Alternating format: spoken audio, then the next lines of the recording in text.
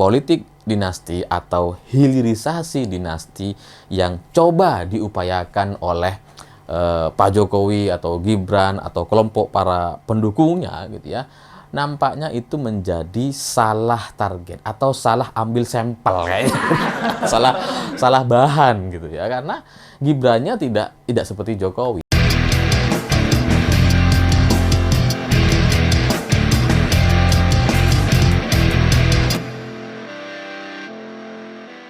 Selamat malam semuanya. Dari setiap debat Capres-Cawapres, kalau kita perhatikan dari pasangan 02 atau Prabowo Gibran, mereka selalu mengatakan hilirisasi, hilirisasi, hilirisasi.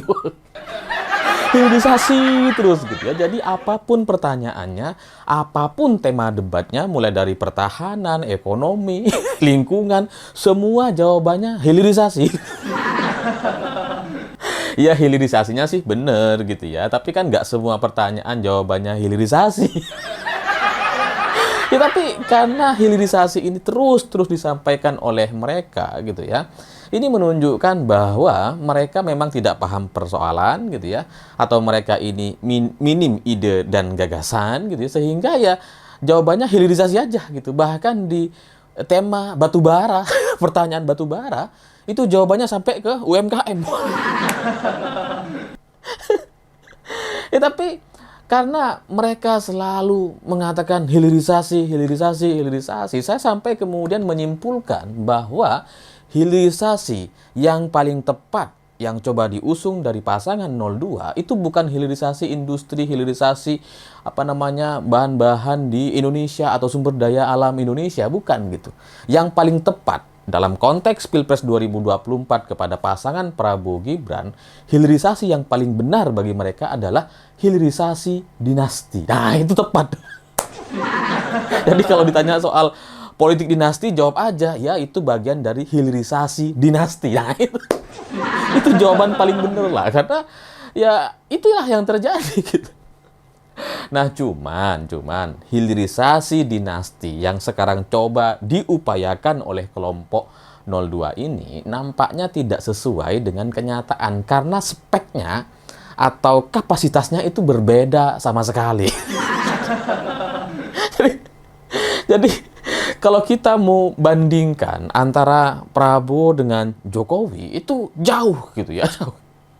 Apalagi sekarang kemudian kita ngelihat Gibran di debat Cawapres kemarin juga akhirnya kita menyimpulkan bahwa ternyata beda sekali antara Pak Jokowi dengan Gibran gitu.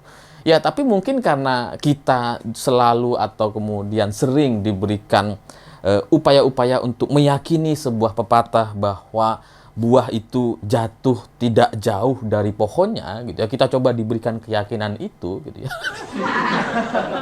Ternyata dari Pilpres 2024 ini kita bisa belajar bahwa yang namanya buah itu tidak selalu jatuh tepat di bawah pohonnya. Ada juga buah yang jatuhnya itu jauh banget. Jauh banget ada gitu. Mungkin ya karena tanahnya ke bawah, mengelinding gitu ya, sampai ke comberan, sampai ke tempat-tempat sampah misalkan, itu ada juga gitu. Tergantung posisi atau lahannya, dan itulah yang terjadi nampaknya kepada Gibran. Gibran ini adalah kalau diibaratkan buah, ya dia jatuhnya itu jauh banget gitu, dari pohonnya, dan proses jatuhnya itu pun kayaknya kena gigit binatang gitu, kena gigit kampret.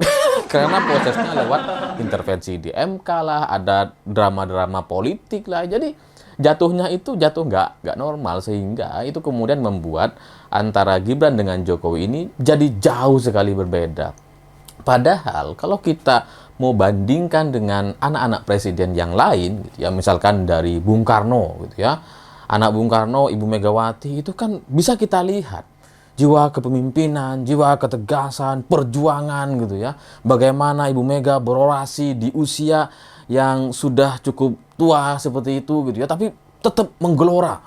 Setiap menyampaikan orasi itu sangat-sangat menggetarkan gitu ya, meskipun suaranya sudah tidak semudah dulu, tapi aura-auranya tuh masih ada gitu. Bagaimana Ibu Mega mendidik para kader, membangun jaringan, membuat sistem PDI Perjuangan sampai kemudian menjadi sebuah partai yang sulit sekali untuk digoyah. Bahkan rezim Soeharto pun nggak mampu untuk menghalangi langkah-langkah politik Ibu Megawati.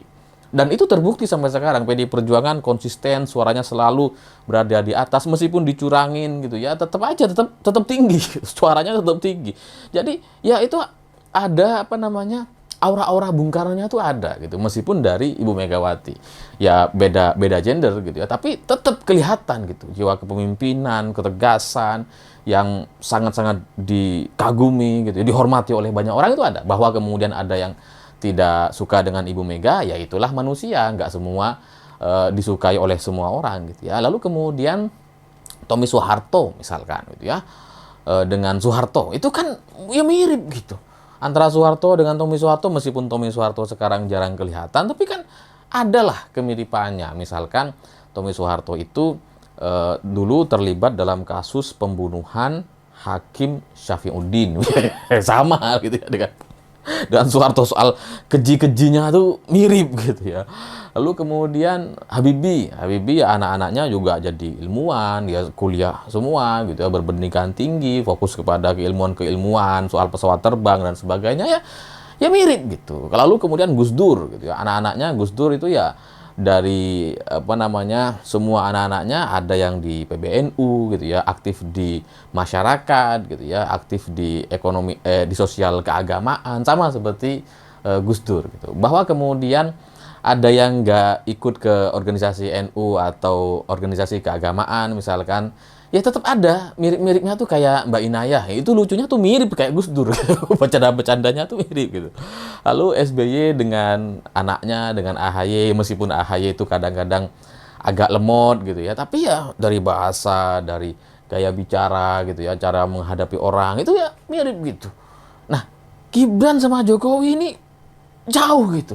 Kayak gak ada pantas-pantasnya gitu. Karena perbedaannya itu sangat jauh. Gibran itu kan menjadi orang yang gak mau ikut aturan gitu ya, temperamen, yang nggak sabaran, nggak tahu adab, sopan santun dan sebagainya. Dan itu berbeda sama sekali dengan Pak Jokowi gitu ya. Ya nggak tahu Pak Jokowi aslinya seperti apa, tapi minimal di hadapan banyak orang Pak Jokowi itu ya bukan Gibran gitu. Pak Jokowi itu tidak pernah menunjukkan kemarahan seperti yang ditunjukkan oleh Gibran. Pak Jokowi tidak pernah melanggar aturan-aturan seperti yang dilakukan oleh Gibran, yang langsung semena-mena gitu ya. Ya meskipun mungkin di belakang iya kita nggak tahu gitu, tapi minimal di hadapan kamera itu enggak, di hadapan banyak orang itu enggak. Nah, Gibran ini mempertontonkan itu, melanggar aturan, ya nggak sopan, ya nggak ada adabnya gitu ya. Sehingga dari penampilan Gibran kemarin itu kemudian menyadarkan banyak orang, terutama relawan-relawan Jokowi yang sebelumnya fanatik sekali dengan Jokowi, yang sebelumnya mau dan rela mendukung Prabowo karena ada Gibran di sana. Nah, sekarang setelah mereka melihat Gibran, mereka jadi melihat bahwa ternyata mereka salah pilihan. Bahkan Gibran sekalipun tidak mencerminkan sosok Jokowi, apalagi Prabowo. Ya karena kalau sebelumnya mereka kan dukung Prabowo Gibran karena ada Gibrannya, karena ada sosok Jokowi di sana, tapi ternyata itu jauh sama sekali dari bayangan mereka. Sehingga dari sini gitu ya, banyak orang yang kemudian sadar, dan politik dinasti atau hilirisasi dinasti yang coba diupayakan oleh Pak Jokowi atau Gibran atau kelompok para pendukungnya gitu ya, nampaknya itu menjadi salah target atau salah ambil sampel kayaknya. salah bahan gitu ya, karena Gibrannya tidak seperti Jokowi. Ya mungkin karena secara gen itu memang yang namanya anak laki-laki itu nurun dari ibunya gitu ya. Sementara ya kalau anak perempuan itu biasanya nurun dari bapaknya. Sama seperti misalkan kasusnya atau cerita sejarahnya Ibu Megawati dengan Bung Karno. Bung Karno kan ya nurun ke Ibu Mega gitu. Jadi ya mungkin kalau ini nggak tahu apakah mereka akan memikirkan, tapi kayaknya enggak kalau ngelihat situasi seperti sekarang. Mungkin kalau relawan-relawan Jokowi gitu ya berharap agar ada the next Jokowi gitu ya, yang sama seperti Jokowi, yang punya sifat kepemimpinan, yang sabar dan sebagainya gitu ya. Ya mungkin yang paling pantas untuk didorong untuk melakukan hilirisasi dinasti ini adalah Mbak Kahiyang gitu, karena yang nurun ya ke anak perempuannya. tapi tapi sekarang udah terlambat, udah gak ada perubahan capres cawapres ya. jadi jadi ya masyarakat yang muak dengan apa sikap Gibran yang kemudian dibela oleh para pendukung Prabowo itu semakin menunjukkan bahwa mereka adalah orang-orang yang sama. Prabowo sejak dulu tidak berubah, begitu juga dengan pendukungnya. Tinggal sekarang pertanyaannya, apakah kalian masih akan mendukung orang yang selama bertahun-tahun kita tolak bersama-sama? Saya pikir itu. Terima kasih sudah menonton. Begitulah kura-kura.